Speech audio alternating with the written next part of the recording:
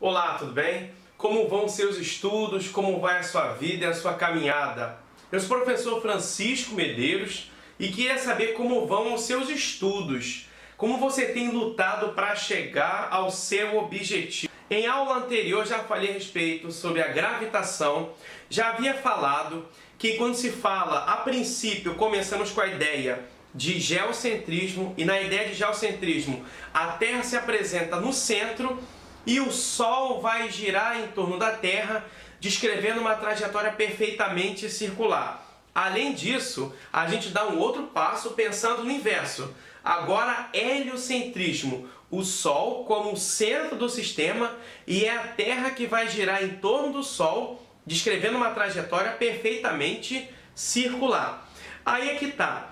Porque depois, quando a gente pensa em Kepler, a ideia não será mais a de dizer que a trajetória é circular. A gente mantém o fundamento heliocêntrico de que o Sol é o centro do sistema, só que a Terra vai girar em torno do Sol, descrevendo uma trajetória oval, ou seja, elíptica. E uma elipse ela tem dois centros, ela tem dois pontos principais.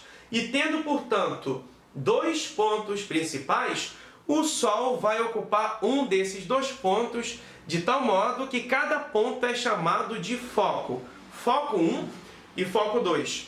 Devemos lembrar também que, quando se pensa na terceira lei de Kepler, devemos levar em conta que o período de revolução tem que ser elevado ao quadrado e o raio médio deve ser elevado ao cubo. Em outras palavras, quanto mais distante um planeta estiver do Sol, mais tempo vai levar para que ele dê uma volta completa em torno do Sol. Esse tempo de uma volta completa nós chamamos de período de revolução e isso não tem nada a ver com a sua massa. Nunca devemos levar em conta se um planeta tem mais massa, ele vai levar mais tempo para descrever uma volta completa ou menos tempo na realidade.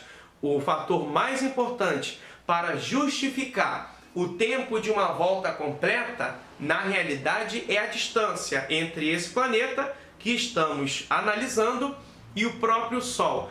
Em se tratando de exercícios, deixa-me fazer agora algumas questões para você. Tudo bem?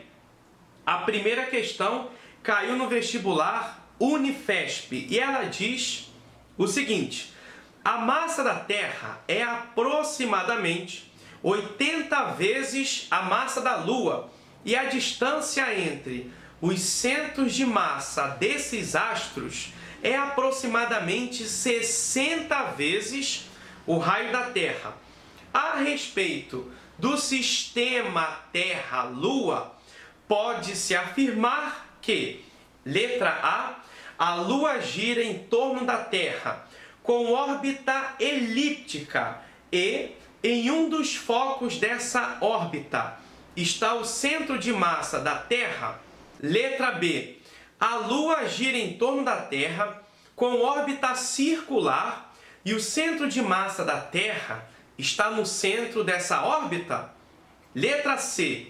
A Terra e a Lua giram em torno de um ponto comum, o centro de massa do sistema Terra-Lua, localizado no interior da Terra. Letra D. A Terra e a Lua giram em torno de um ponto comum, o centro de massa do sistema Terra-Lua, localizado no meio da distância entre os centros de massa da Terra e da Lua. Ou item E. A Terra e a Lua giram em torno de um ponto comum, o centro de massa do sistema Terra-Lua, localizado no interior da Lua. Pois bem, qual alternativa nós devemos marcar? Nós deveríamos marcar a letra C. A Terra e a Lua giram em torno de um ponto comum, o centro de massa do sistema Terra-Lua, localizado no interior da Terra. Pessoal, uma boa parte do que se fala em relação ao sistema Terra-Lua é que se defende que a Lua ela está se afastando da Terra. E quanto mais o tempo passa, mais a Lua se afasta do planeta Terra. Portanto, utilizando dessa lógica, se fôssemos regredir, nós diríamos que quanto mais voltássemos ao passado, mais a Lua se aproximaria da Terra. Então a percepção mais óbvia que diz isso é que o que justifica esse afastamento era uma anterior, elas estavam próximas e o centro da Terra teria justificado isso, tudo bem? Teríamos marcado a letra C. Vamos agora à segunda questão. De acordo com uma das leis de Kepler, cada planeta varre áreas iguais em tempos iguais em torno do Sol. Como as órbitas são elípticas e o Sol ocupa um dos focos, conclui-se que 1. Quando o planeta está mais próximo do Sol, sua velocidade aumenta. 2. Quando o planeta está mais distante do Sol, sua velocidade aumenta. 3. A velocidade do planeta em sua órbita elíptica independe de sua posição relativa ao Sol? Responda de acordo com o código a seguir. Letra A. Somente 1 é correta. Letra B. Somente 2 é correta. Letra C. Somente 2 e 3 são corretas. Letra D. Todas são corretas. Ou letra E. Nenhuma é correta. E aí vamos pensar no seguinte. Item 1.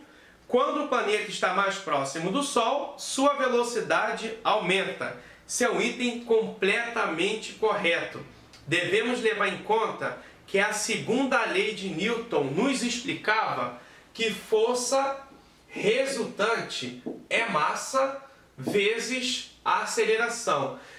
Pensando no conceito de força, quando dois corpos se atraem, a força gravitacional, devemos levar em conta G, M1 vezes M2 sobre a distância elevada ao quadrado. E se nós formos analisar o Sol, foco 1 e foco 2, o Sol ocupa um destes dois focos. O momento mais próximo que a Terra ocupa chamamos de periélio. O momento mais distante que a Terra ocupa chamamos de afélio.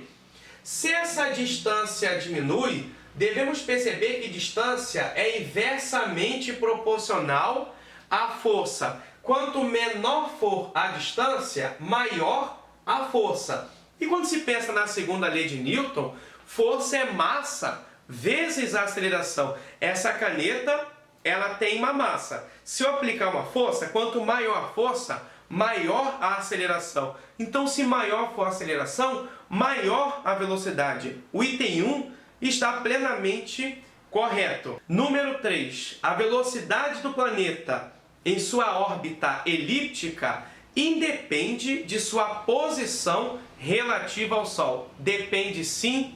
O item 2 e o item 3 estão corretos. O item 1 seria o único item correto. Teríamos que marcar como alternativa correta no vestibular do Mackenzie a letra A.